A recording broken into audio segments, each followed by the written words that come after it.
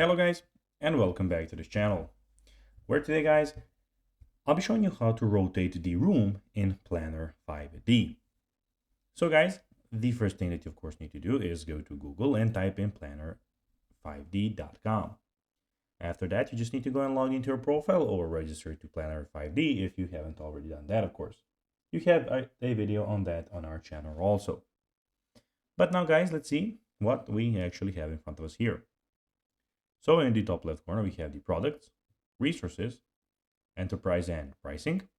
And also we have the search and all of those things as you can see here on the screen. But now guys, let's see how you can actually go and rotate the room in Planner 5D. So first of all, you need to go into a project. So for instance, let's go to a project like this, or of course I'll go to click on this apartment. And now here guys, you have the 2D and the 3D version of this room. So what you need to do to, of course, go and flip the whole room is pretty simple, and you just need to go and follow these few steps. So as you can see, when you click on an item, you'll have these all options. So to flip a room, you will need to, of course, go and click on a wall. And then when you click on the wall and you have options like this, you can, of course, go and click on the flip horizontally. You can click on the flip vertically, and of course, you can rotate it by doing that. So guys, that will be everything for this video. I hope that you found this video informative and entertaining, guys.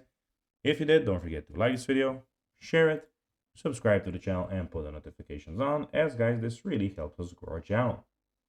So if you have a few seconds, it'll be pretty cool if you could do this for us. So guys, as I told you, I hope that you enjoyed the video, and guys, as always, I'll be seeing you in the next video on this YouTube channel.